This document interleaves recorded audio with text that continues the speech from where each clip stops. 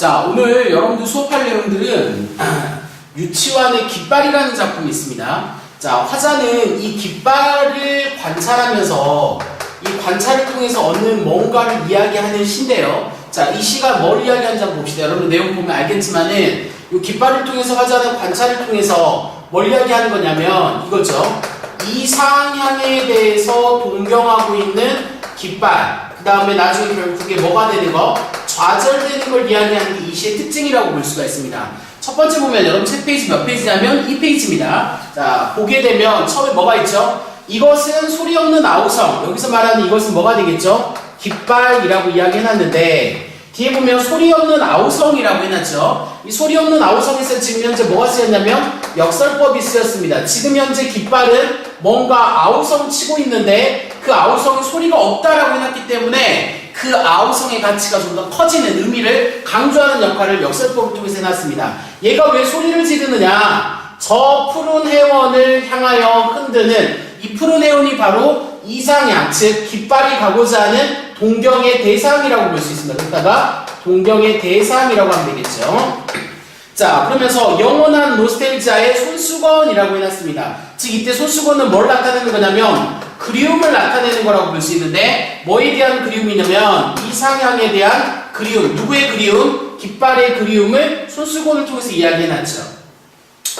순정은 물결에 나부끼고 오로지 맑고 고든 이념의 표대. 이때 이념의 표대는 뭐죠? 깃대라고 이야기합니다. 깃대 끝에 애수는 백로처럼 날개를 펴다 라고 해놨습니다. 지금 현재 선생님이 동그라미 친 얘네들이 모두 다 뭘 비유하는 거냐면 깃발을 비유해주는 거라고 볼 수 있어서 이 시에서 시험에 제일 많이 나오는 게 비유의 대상을 물어보는 게 가장 많이 나온다고 볼 수 있어요. 현재 화자가 관찰하고 있는 깃발은 어때? 흔들리고 있는데 이 흔들리는 이유가 바로 뭐라고 볼 수 있냐면 이상향, 푸른 해원에 가고 싶은데 지금 어디에 매달려 있냐면 이념의 표대인 깃대에 매달렸기 때문에 가지 못한다라고 볼 수 있습니다. 자, 그래서 여기서부터 여기까지가 지금 화자가 바라보는 깃발의 모습이라고 볼 수가 있으니까 지금 요거는 어떤 상황? 관찰의 상황이라고 볼 수가 있고 그 깃발을 통해서 화자가 지금 느끼는 겁니다. 아, 요 정서는 누구의 정서냐면 화자의 정서라고 볼 수가 있겠지. 아, 누구던가 이렇게 슬프고 애달픈 마음을, 이 마음은 누구의 마음이 되겠어요? 깃발의 마음이라고 볼 수 있는데 왜 시인은 이 깃발을 뭐라고 해야 됐다고 방금? 슬프고 뭐하다, 애달프다 이렇게 이야기해놨죠. 슬프고 애달프다고 한 이유는 뭐에 대해서? 이상향에 대해서 가고자 하는 동경이 있지만 뭐 됐기 때문에 좌절됐습니다. 그 좌절은 뭐로 인해서 나타나는 거라고 볼 수 있냐면 깃대 때문에 좌절된 거라고 볼 수가 있죠. 제일 아래 보면 맨 처음 공중에 탈출한 그는, 이때 그는 바로 누가 되는 거냐면 깃발을 매단 사람이라고 볼 수 있는데 여기서는 뭘로 봐야 되냐면 절대자라고 보는 게 적절하다고 볼 수가 있습니다. 그래서 이 시를 통해서는 깃발을 관찰하는데 이 깃발이 현재 어떤 상태라고 볼 수 있습니까? 푸른 해원을 향해서 가고 싶지만 갈 수 있어요? 없어요? 없죠. 그 이유는 뭐 때문에? 그렇죠. 어디에 매달려 있습니까? 이념의 표대, 깃대에 매달려 있다라고 볼 수 있고 여기서 여러분들이 하나 더 봐둬야 될 부분은 여기서 지금 현재 뭐가 쓰이고 있냐면 도치가 쓰였다라고 볼 수가 있습니다. 슬프고 애달픈 마음을 맨 처음 공중에 탈출한 그는, 요 그가 주어가 지금 뒤로 가 있으니까 앞으로 가야지 되는 거라고 볼 수 있으니까 여기서는 지금 뭐가 쓰였다? 도치가 쓰였다라고 볼 수가 있죠. 자, 그래서 그 아래 부분에 정리한 부분을 선생님과 같이 한번 보면은 내시는 조금 더 세부적으로 해야 되는 거기 때문에 그 작품에 나타나는 특징이라든지 그 작품이 갖고 있는 연관선상의 작품들을 얼마나 많이 아느냐가 가장 중요한 거라고 볼 수가 있으니까 자, 시상으로 본다면 이 시는 어디에 속합니까? 자유시고 서정시야. 대부분의 수능에 들어가는 작품들이 개인의 감정을 노래하고 있는 서정시라고 볼 수 있습니다. 제자는 깃발이고요. 영원한 이상세계. 아까 이상형은 어디라고 그랬죠? 오케이. 푸른 해원. 자, 그거에 대한 뭐라고 할 수 있어? 동경인데 여기서 하나 더 쓴다면 동경과 함께 뭐도 나타나는 거라고 볼 수 있어요? 좌절도 나타났다라고 볼 수 있습니다. 문화번호의 함축적 특징이라고 볼 수가 있죠. 이 함축적 특징은 쉽게 이야기하면 앞에 나와 있는 건데 하나의 표현을 통해서 여러 가지 의미를 담고 있다. 그래서 함축적 특징이고요. 잘 조직된 비유, 여기 시험에 나온다고 했죠. 깃발을 비유하는 소재가 뭔지를 알고 있는 게 중요하다고 볼 수 있고요. 추상적인 관념을 구체적 이미지로, 구체적 이미지라고 볼 수 있습니다. 여기서 말하는 추상적 관념은 뭐라고 볼 수 있냐면 아까 이상향에 대한 동경이라고 볼 수가 있겠죠. 자, 색감의 대조를 효과적으로 나타내고 색채 대비에 해당되는 겁니다. 색감의 대비는 다른 말로 고치면 뭐라? 색채 대비라고 이야기할 수 있고요. 역설적 표현은 어디에 나와 있습니까? 이것은 소리 없는 아우성 할 때 소리 없는 아우성 역설법인데 잠깐 여러분들이 공부한 것들 부분에 요거 하나만 볼까요? 이거 시험에 어떻게 나왔었냐면 재밌는 거예요. 소리 없는 아우성 하면 요거 자체가 역설입니다. 근데 이것은 소리 없는 아우성에 놓으면 A는 B다 하고 무슨 법이 쓰이냐면 운용법이 쓰여 있어요. 그래서 학교에서 이걸 구분해서 물어보는 형태도 나왔기 때문에 여러분들 이렇게 정리해 놓으면 됩니다. 자, 다시 간다고 했을 때 여기에서 역설법이 주로 두드러지게 쓰였다 라고 보면서 자, 함축적 의미에 해당되는 것들을 한번 살펴보면은 이게 이제 나올 수가 있죠.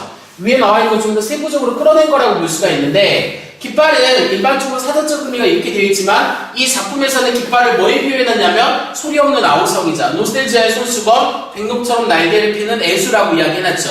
이 부분들이 여러분들 함축적 의미로서 시험에 나오는 것들이라고 볼 수 있으니까 정리할 수가 있습니다. 그래서 다시 정리하게 되면 깃발을 비유하는 애들이 여기 나와 있습니다. 첫 번째 뭐가 있습니까? 소리 없는 아우성, 노스텔지아의 손수건, 순정, 애수, 슬프고도 애달프망 이런 것들이 모두 다 뭐를 깃발을 비유하고 있는 소재로서 깃발은 어딜 가고 싶어하죠? 푸른 해원이라는 이상향이 되겠죠. 해원은 어디냐면 바다야. 쉽게 이야기하면 얘는 어디 가고 싶어하냐면 푸른 바다에 가고 싶다라고 볼 수가 있죠. 그래서 그 아래에 보면 영원한 이상세계에 대해서 동경하는 거죠. 현실을 결코 뛰어넘을 수 없는 인간의 근원적 한계를 이 깃발이라는 시를 통해서 제시하는 게 특징이라고 말할 수가 있습니다. 자, 그 다음에 여러분들 조금 더 해야 되는 게 뭐냐?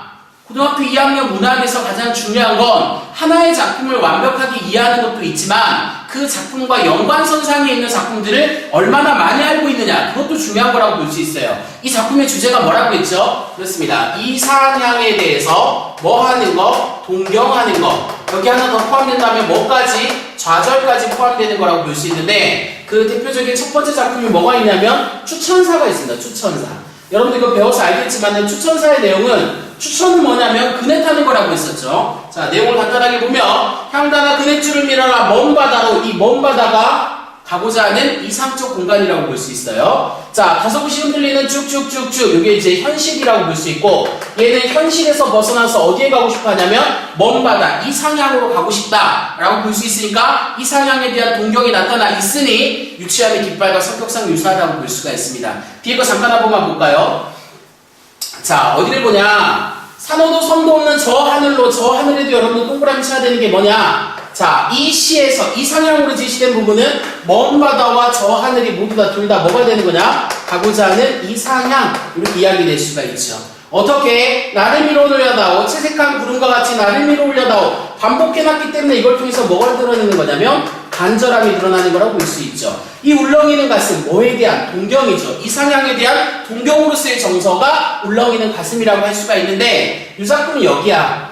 서로 가는 달같이는 나는 아무래도 갈 수 없다. 달과 나는 대조되는 성격으로서 여기서 바로 뭐냐면 나가 요 인간의 한계가 드러나는 걸로써 뭐 되는 거라고 볼 수 있냐면 동경에 대한 좌절이 나타나는 거라고 볼 수 있어요.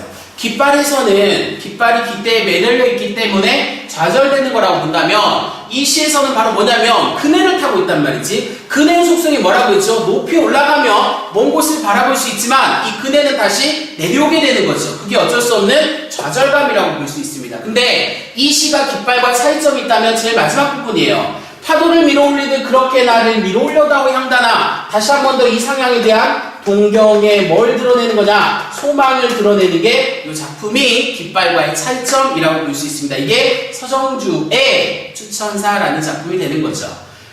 또 관련 작품에 여러분들 뭐가 있느냐 본다고 하면 요거는 이제 뭐냐면 새들도 세상을 뜨는구나 라고 볼 수가 있는데 여기서도 역시나 마찬가지 동경이 나타나 있는데 얘도 역시 좌절을 드러내는 거라고 볼 수 있는데 그냥 여러분들이 일반적으로 이 시를 제가 해석해 주는 건 아니고요.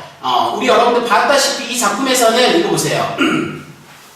지금 새들을 바라보는데 새들은 어때? 흰 새떼들이 있어요. 얘네들은 자기들끼리 낄낄대면서 어디로? 이 세상 떼어매고 이 세상 밖. 이게 바로 어디에 해당되는 거냐면 새들이 가고자 하는 이상향이라고 볼 수 있는데 얘네들은 날아간다라고 해놨어요. 그러니까 얘네들은 실질적으로 이상향을 찾아가는 거라고 볼 수가 있습니다. 그러한 것들을 보고 그 뒤로 보게 되면 우리 도 여기서부터 봅시다. 우리들끼리 낄낄대면서 이 세상 떼어매고 이 세상 밖. 이게 바로 우리들이 가고자 하는 어디라고 볼 수 있습니까? 그렇죠. 이상향이라고 볼 수가 있습니다. 날아갔으면 뭐에 해당되는 거냐면 소망에 해당되는 거라고 볼 수 있는데 중요한 건 자리에 주저앉는다. 이게 바로 뭐 되는 거라고 볼 수 있죠? 좌절되는 거라고 볼 수 있습니다. 그래서 연관성 있는 작품으로서 새들도 세상을 뜨는구나 라는 작품이 들어간다라고 볼 수가 있겠어요. 자, 이제 뒤에 부분은 여러분들 확인학습 문제이기 때문에 이 문제는 풀면 선생님이 학원에서 여러분들한테 다시 이 부분에 대한 정리를 하도록 하겠습니다.